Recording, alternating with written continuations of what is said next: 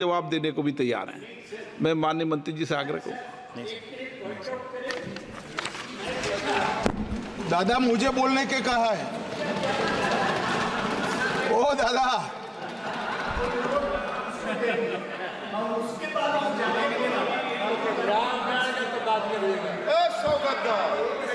स्वागत बैठ जाइए, प्लीज बैठ जाइए। माननीय गृह मंत्री प्लीज प्लीज प्लीज। मैंने उनको हिंदी में बोलने के लिए कहा दादा, प्लीज प्लीज, और कुछ नहीं कहा है। Please please please please.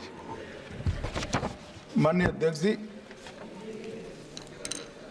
कल भी और आज भी मेरे साथी नित्यानंद राय जी ने गृह विभाग की ओर से एक अधिकृत लिखित स्थिति के बारे में ब्यौरा इस सदन के पटल पर रखा है, परंतु आज डिस्कशन में कुछ मुद्दे खड़े हुए हैं। उसका मेरे पास जो सूचनाएं हैं, इंफॉर्मेशन है, वो सदन को और सदन के माध्यम से पूरे देश को साझा करने के लिए मैं आपकी अनुमति से खड़ा हुआ हूं। मान्यवर, सबसे पहले तो मैं ये दुखद आपदा में जिन जिन लोगों ने अपने स्वजन गंवाए हैं, जो लोग अभी लापता है, जबरदस्त ट्रॉमा में जी रहे हैं, और जो इंजर्ड हुए हैं, वो सभी के प्रति मैं हृदय से मेरी संवेदना व्यक्त करना चाहता हूं। अध्यक्ष महोदय, एक बात मैं सबसे पहले स्पष्ट कर देना चाहता हूं कि आपदा के इस समय में चाहे भारत सरकार हो, चाहे पॉलिटिकल पार्टीज हो, समय है केरल की सरकार और केरल की जनता और विशेषकर वायनाड के लोगों के साथ चट्टान की तरह खड़ा रहने का, और इसमें नरेंद्र मोदी सरकार कटिबद्ध है। और मैं इस सदन के माध्यम से केरल की जनता और वायनाड की जनता से कहना चाहता हूं कि हर संभव मदद और हर संभव प्रयास भारत सरकार की ओर से बचाने के लिए, रिलीफ के लिए और रिहेबिलिटेशन के लिए किया जाएगा। मान्यवर, जब वेणुगोपाल जी ने बात शुरू की तब मेरा राज्यसभा में कोटेशन था, वो यहाँ रखा उन्होंने कोट कहा कि मैंने राज्यसभा में ऐसा कहा। फिर उन्होंने कहा अर्ली वार्निंग सिस्टम इस देश में होनी चाहिए। मैं सिर्फ आपके माध्यम से पूरे देश की जनता को बताना चाहता हूं, इस देश में दुनिया के सबसे आधुनिक अर्ली वार्निंग सिस्टम यहां स्थापित किए गए हैं 2014 के बाद।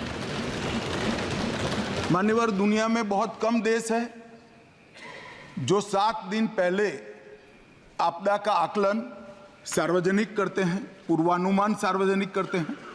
भारत वो चंद 4-5 देशों में है जो 7 दिन के पहले पूर्वानुमान साझा करता है। कई सारे देश, ज्यादातर देश, मोर देन 90% देश 3 दिन के पूर्व में ये आकलन को साझा नहीं कर सकते हैं। हम 7 दिन पूर्व 2023 से सारे आकलन देश की जनता और देश की राज्य सरकार के लिए साझा करते हैं। साइक्लोन का भी अर्ली वार्निंग सिस्टम है, कोल्ड वेव का भी है, हीट वेव का भी है, बिजली का भी है, सुनामी का भी है, अर्थक्वेक का भी जितनी पॉसिबिलिटी है उतना है, फ्लड्स का है, भूस्खलन का है। कई प्रकार के अर्ली वार्निंग सिस्टम 323 करोड़ और 2000 करोड़ कुल मिलाकर 2300 करोड़ के खर्चे से देश की जनता की सुरक्षा के लिए एस्टैब्लिश किए गए हैं। फिर बशीर साहब ने कहा तो क्या हुआ? मान्यवर, जब तक हम डिजास्टर मैनेजमेंट का सवाल है और लोगों को बचाने का सवाल है, मैं कह सकता हूं 2014 के पहले इस देश में आपदा का रिस्पॉन्स करने का एक ही तरीका था, एक ही डायमेंशन था, वो बचाव का। मतलब रिलीफ एंड रिहेबिलिटेशन।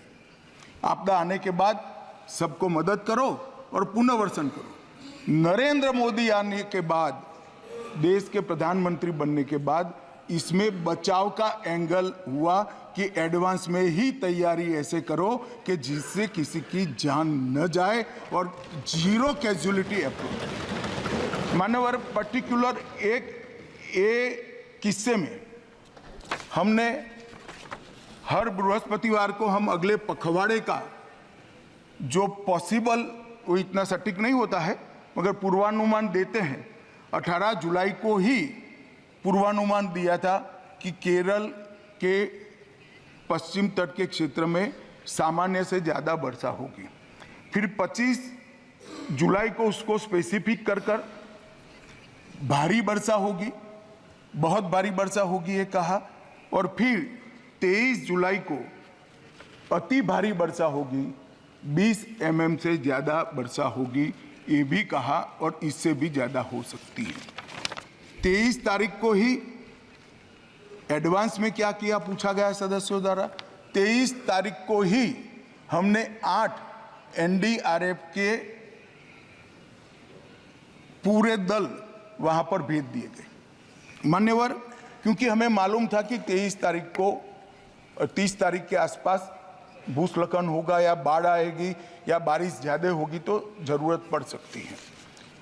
अब डिजास्टर मैनेजमेंट का हमारे संविधान की स्कीम के तहत 2 हिस्सों में जिम्मेदारी आती है। एक, दुनिया भर की टेक्नोलॉजी को भारत के लोगों के लिए यहाँ लाना, टेक्नोलॉजी का उपयोग करना, टेक्नोलॉजी से सर्जित पूर्वानुमानों का विश्लेषण करना और विश्लेषण कर राज्य सरकारों को और देश की जनता को अलर्ट करना। दूसरा, ये फेडरल स्ट्रक्चर है, राज्य की जिम्मेदारी है कि केंद्र सरकार जो सूचनाएं भेजता है इसके अनुरूप लोगों को समय से पहले ही, आपदा आने के पहले ही वहां से हटाना, उनको सुरक्षित जगह पे ले जाना।